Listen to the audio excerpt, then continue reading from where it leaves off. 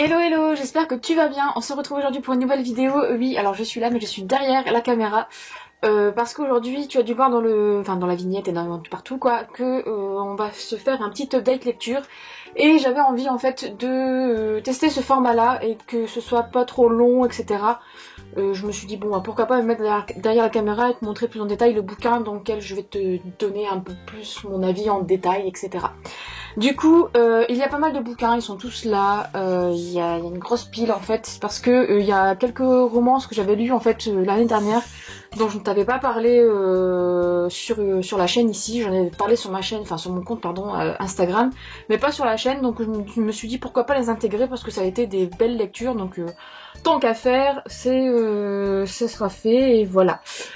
Du coup on va commencer par la première qui est Laisse tomber la neige de Cécile Chemin, publiée chez J'ai lu édition dans leur nouvelle collection LJ, donc je ne sais même pas ce que ça veut dire LJ. Et celui-ci en fait je l'avais acheté je sais plus, cet hiver en fait, pour moi me faire une petite lecture cocooning d'hiver. Et pardon. Et donc voilà, je l'ai lu. En fait celui-ci ça c'est comment dire, c'est une petite romance en fait comment dire, à la montagne, où en gros une jeune fille qui doit se marier, pour finir elle se prend un gros râteau le jour de son mariage, et pour finir elle va se retrouver dans les Alpes, ou je sais plus, en Haute-Savoie. Et elle va, enfin les Alpes, la Haute-Savoie, je sais même pas où ça se situe, enfin vraiment concrètement, si les Alpes c'est dans la Haute-Savoie ou pas. Bon bref, moi la géographie, moi c'est pas ça. Bon bref, et donc du coup là elle va rencontrer, comment il s'appelle Coco, comment il s'appelle lui. Alors c'est bien pratique ce format, parce que du coup je peux voir le résumé, mais en fait je ne vois pas du tout le mec, enfin le nom du mec, donc je me souviens plus du tout. Le nom de la fille, je m'en souviens, mais le nom du mec, c'est un peu compliqué, donc bah non, même pas le nom de la fille, je m'en souviens plus. Donc ça commence bien hein, pour pour un nouveau format. Enfin bref, en tout cas tout ce que tu as à retenir, c'est que en gros ils vont se retrouver entre guillemets à la montagne, elle va être coincée parce que elle pourra pas repartir vu qu'il neige, etc. Et lui il est là pour justement récupérer l'affaire familiale de sa mère qui vient de décéder, etc. Et autour de ça, t'as d'autres personnages qui vont venir se greffer. Alors moi franchement j'ai passé un super bon moment de lecture, j'ai beaucoup aimé en fait Enfin ça se lit super vite, et l'écriture de Cécile Chemin en fait je l'aime de plus en plus. Je l'avais beaucoup aimé dans Hot Love Challenge, comme je l'avais déjà dit un million de fois. Et là ça se confirme, donc franchement j'ai hâte de lire d'autres romances de cet auteur, parce que c'est quelque chose qui se lit super rapidement et qui fait super plaisir à lire en hiver, enfin en tout cas pour celui-ci. Là il y a 317 pages et franchement ça vaut largement le coup. En gros, c'est sûr c'est une romance classique, etc. Mais j'ai beaucoup aimé le personnage féminin qui est hyper actif en fait, enfin elle a de l'humour, etc. C'est marrant. Pour lire entre deux lectures plus sérieuses, franchement je peux que te le conseiller. Pour moi il est vraiment très très bien. J'ai vu beaucoup d'avis négatifs qui disaient que c'était classique, etc. Que ça sortait pas des sentiers battus. Bah oui, je le dis, ça se passe pas à Noël. Il y a une petite partie à Noël, mais ça se passe en hiver, tout simplement. Donc voilà. Si t'as envie de te faire une petite lecture pause tout doux, tu peux te lancer là-dessus. Ensuite, durant le mois de décembre ou novembre, je m'étais lancée dans la lecture audio du dernier tome de The Elements de la saga de Brittany Setcheri, donc The Gravity of Us, publié chez Hugo Roman dans la collection du romance, je le présente plus. Et c'était le dernier tome en fait de la saga, enfin des 4 tomes quoi. Et je l'avais toujours pas lu, il était dans ma palle, et depuis sa sortie, je l'avais pas sorti quoi. Et je m'étais dit bon allez. Et en fait il était dispo en livre audio. Je me suis dit bon tiens pourquoi pas. Et en fait ce qui était cool en livre audio, c'est que tu as le point de vue masculin et féminin différent chaque fois, vu que tu as l'homme qui parle et la femme qui parle, enfin tu vois ce que je veux dire, du point de vue masculin et du point de vue féminin. Donc il y avait 2 narrateurs différents et ça donne un super bon rythme. Je trouve que pour certaines romances ça va super bien. Et donc là tu es plus dans une histoire vraiment en fait moi j'ai ce tome là, il arrive dans mon top 4 en fait, vu qu'il y a 4 tomes. Ce tome là c'est mon deuxième préféré après le tome 2, parce que moi le tome 2 c'est mon premier. Le tome 4 du coup c'est mon deuxième. Et après on va dire que le tome 3, c'est mon 3e justement, et le tome 1 par contre pour moi c'est le dernier, c'est le tome 4, enfin c'est pas mon chouchou quoi. Mais celui-ci franchement il a été juste hyper touchant.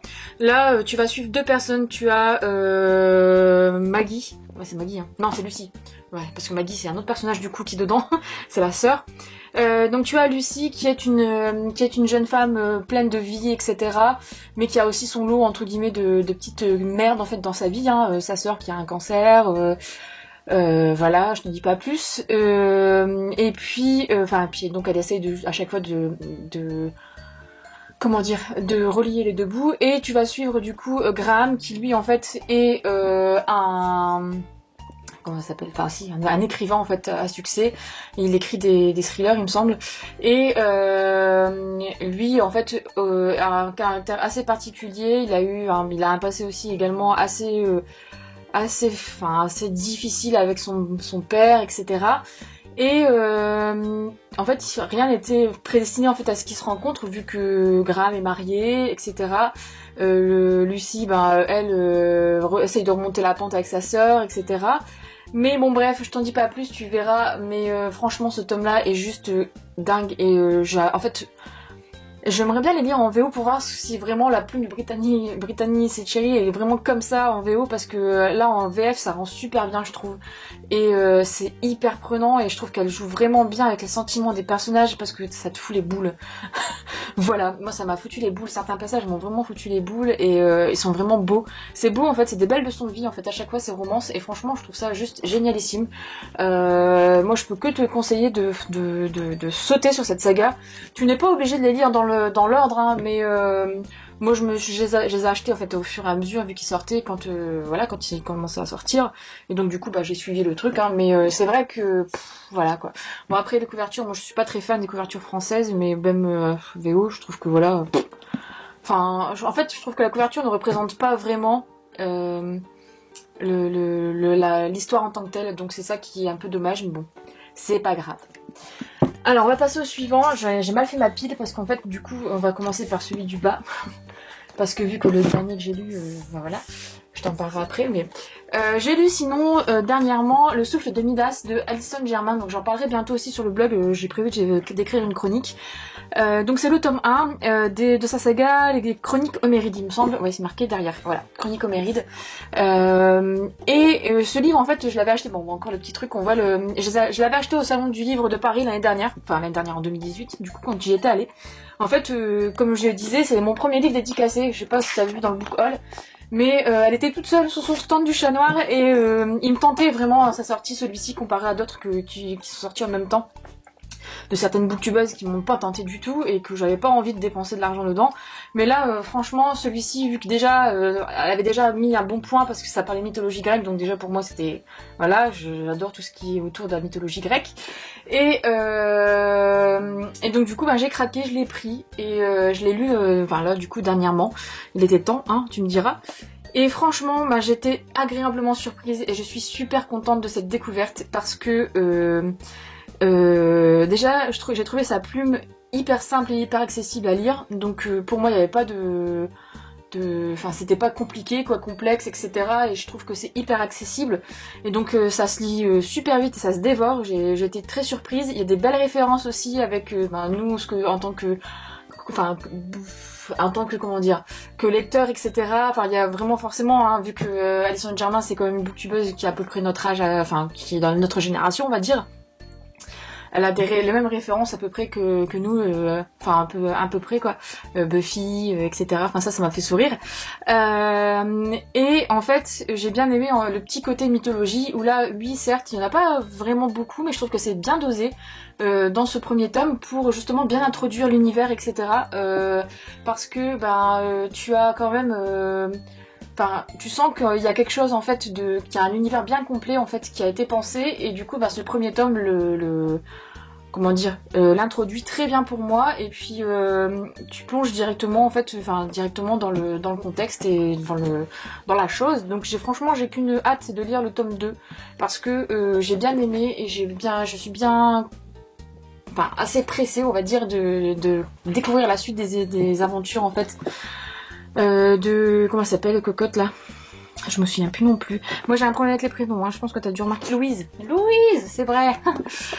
Donc je suis pressée de dire du coup la suite de ces aventures et de comprendre un peu plus l'univers, etc. Comment dire, le rôle de chacun des personnages. Il y a des choses qui sont super originales, en fait, qui sont bien traitées. Et je suis curieuse de voir ce que ça va donner du coup par la suite. Voilà, moi je ne peux que te le conseiller si tu aimes bien les livres entre guillemets fantastiques, fantasy, ouais, plus fantastique quand même, avec une touche de mythologie, là de la grecque et du coup, et ça vaut vraiment le coup. Je trouve qu'en fait elle a réussi à traiter, parce que quand même la mythologie grecque c'est quelque chose qui a été utilisé, réutilisé, et enfin utilisé des millions de fois dans la littérature, et là en fait elle a trouvé, enfin en tout cas moi j'ai pas lu d'autres livres après qui se ressemblent, elle a trouvé une manière originale de l'exploiter. Voilà.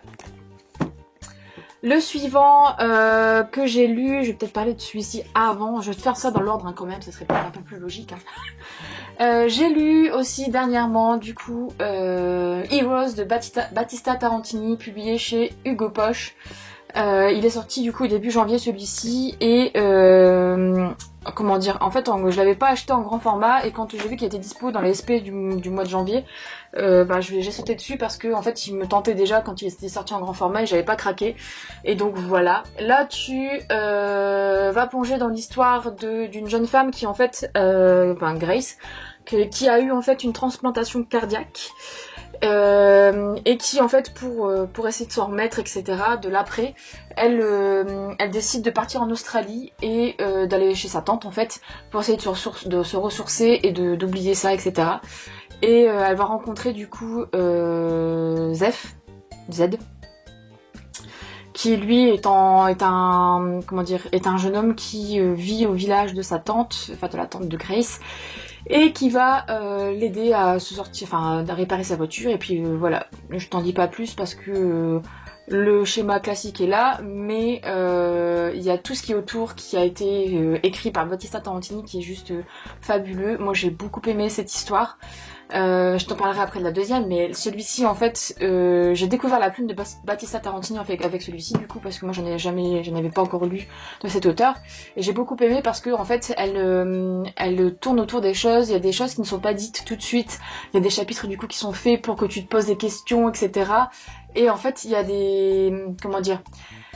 elle met en avant certaines choses qui ne sont pas forcément elle n'utilise pas tous les mots qui sont possibles pour justement te faire tourner en bourrique ou essayer de deviner justement, et c'est ça qui fait que l'histoire est originale et touchante, et que c'est où la plume en fait l'auteur du coup a bien son style d'écriture quoi qui ressort.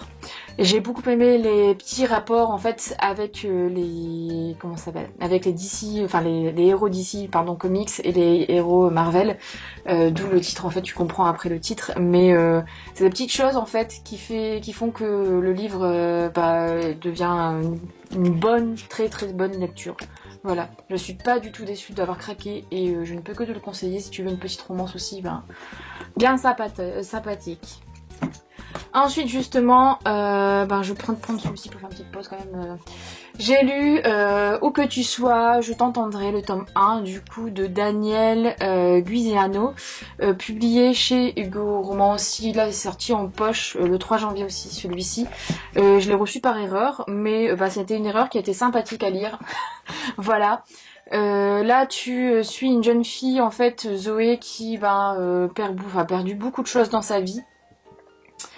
Et en fait, elle va rencontrer Angel entre guillemets, parce que c'est pas son vrai bref. Elle va rencontrer Angel, et qui en fait, lui va avoir un accident de moto sous ses yeux, et donc du coup, il va être dans le coma, et comme elle veut l'aider entre guillemets, elle va être à son chevet pendant de longs moments.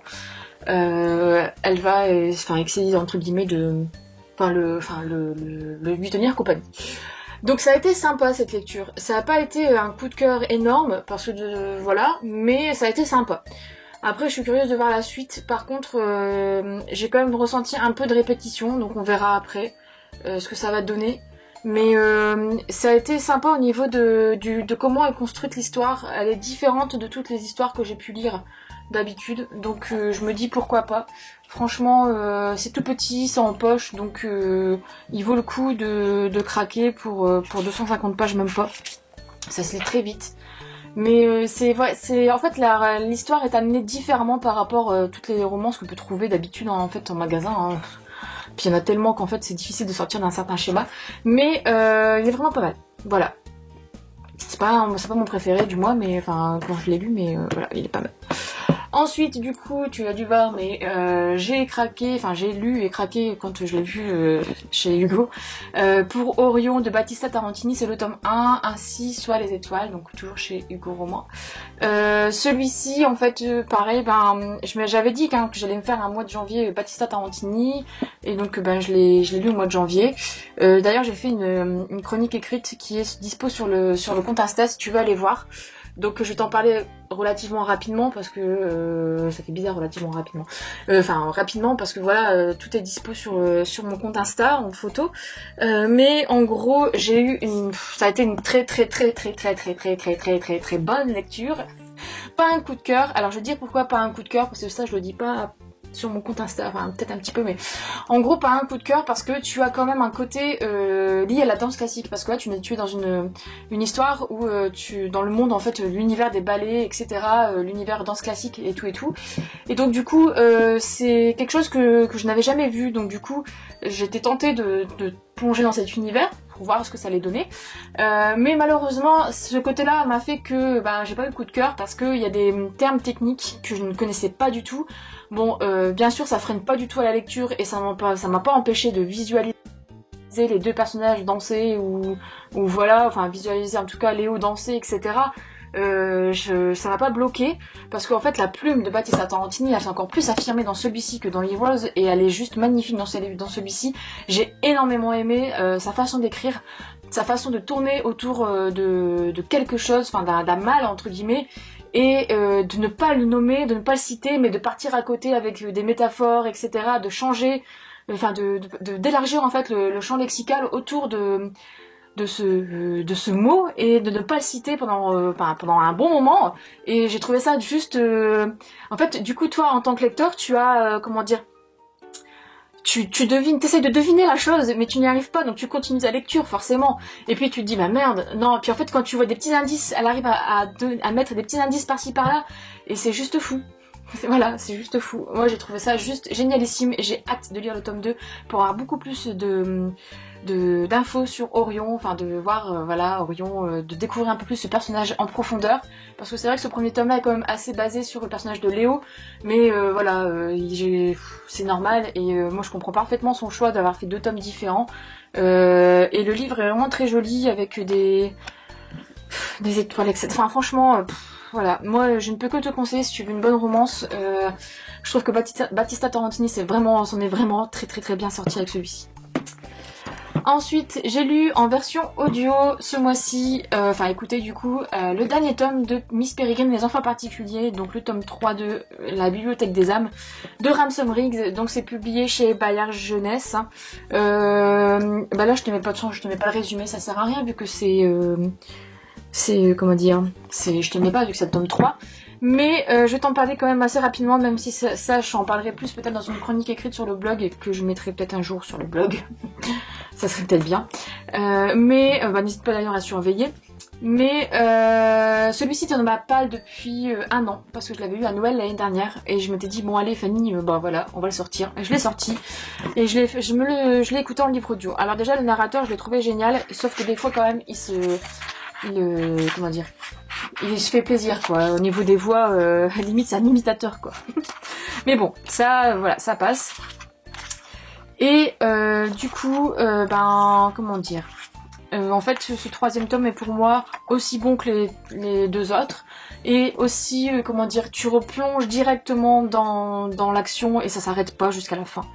Et c'est ça que j'avais beaucoup aimé dans le tome 2, peut-être moins dans le tome 1 vu que t'en as moins, vu que t'as introduit quand même beaucoup l'univers dans le tome 1, mais c'est ce que j'avais beaucoup aimé dans le tome 2, et là on découvre une autre facette du monde des particuliers, du coup j'ai bien aimé cette partie là, franchement Je trouve que c'est une superbe saga en fait jeunesse qui vaut vraiment le coup et qui peut être lue vraiment pas à tout âge, mais qui peut vraiment être lu par des jeunes lecteurs, et je trouve ça juste génialissime.